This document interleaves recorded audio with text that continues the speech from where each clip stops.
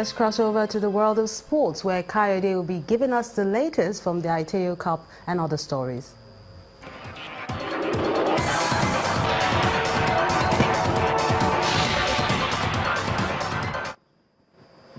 Thank you, Melinda. Welcome to Sports News. Defending champions Defiance have regressed to the semi-final of the Aiteo Cup after beating ABS 1-0 in Ilorin to qualify 4-0 on aggregate. Elsewhere, Sunshine Stars also advanced after beating Osun United 3-1 in Ijebu-Ode to qualify 3-2 on aggregate as well. Plateau United's game against Niger Tornadoes has been shifted to tomorrow following heavy rains in Jos. Tornadoes hold a 2-0 advantage from the first leg in Minna. Aqua United and Katsina Feeders will also play their quarter-final first leg in Uyo tomorrow. And Kenya has been stripped of rights to host the 2018 African Nations Championships after a CAF Executive Committee meeting held in Ghana. Football Federation Kenya President Nick Mwendwa had hoped his country will be given more time, but after examining the report of the inspection committee, CAF decided to withdraw the hosting rights. Kenya was awarded the 5th edition of Chan Championships in 2014, but the country's slow pace of preparations in terms of stadium infrastructure have been a cause for concern for the continent's football governing body. In the English Premier League, in-form striker Harry Kane scored twice as 10-man Tottenham survived a late fight back from West Ham to win 3-2. Burnley and Huddersfield Town, who played a goalless draw at Turf Moor when Everton edged past Bournemouth 2-1 at Goodson Park. League leaders Manchester City thrashed the struggling Crystal Palace 5-0, while Manchester United held on to beat Southampton 1-0 at St Mary's Stadium, courtesy of a Romelu Lukaku goal. Spanish striker Alvaro Morata scored a hat-trick as Chelsea hammered Stoke City 4-0 at the Britannia Stadium, while Watford dug deep to beat Swansea 2-1 in the last game of the day. Liverpool beat Leicester City 3-2. Moving on to tennis now, greats Roger Federer and Rafael Nadal played together on the same side of the net for the first time, defeating American pair Jack Sock and Sam Querrey to further stretch Europe's lead in the inaugural Lava Cup. The great rivals, who are also close friends off the court, have shared many battles down the years, but delighted the Prague crowd as they came together to win 6-4, 1-6. Earlier, Nick Kyrgios brought Team World back into the contest with a crucial win over Thomas Berdych. The doubles victory gives Europe a 10-3 lead heading into the final day of action. Game and second set, World.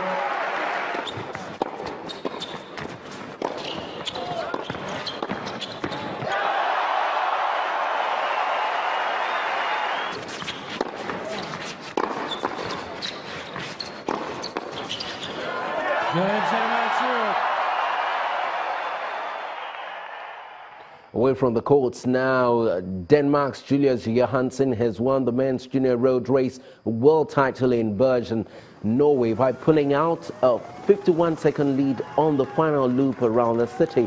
Johansen was in the lead group of 7 riders who led through the city after 115 kilometers and began the final 19-kilometer loop. Dane rode away from the others on the final climb using his time trialing skills.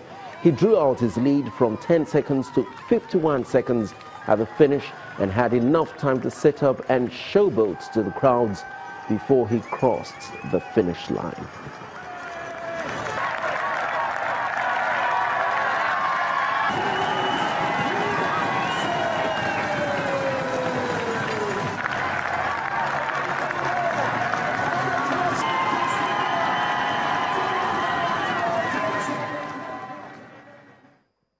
That sign we call dabbing in Nigeria. That's it on Sports News. Back to Melinda for the rest of the news.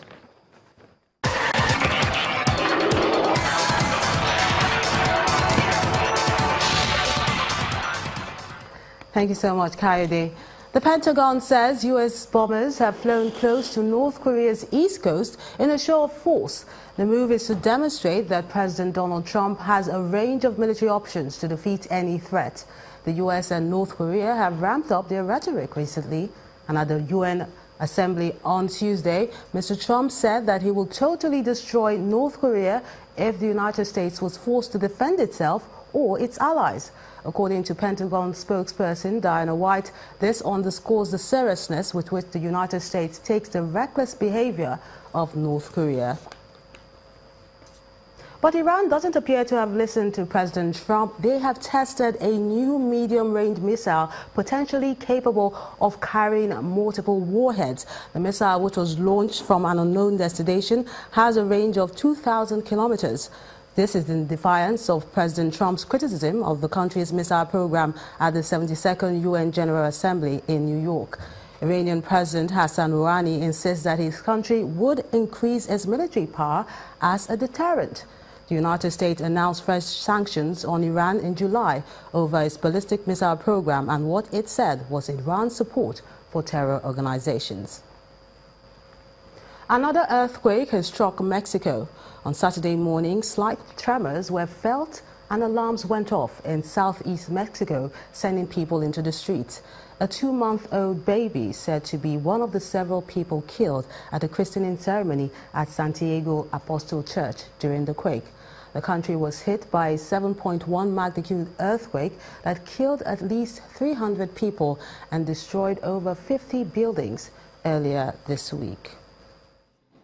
It's another sad day for Mexico as a 6.2 magnitude earthquake hits the southeast city of Oaxaca.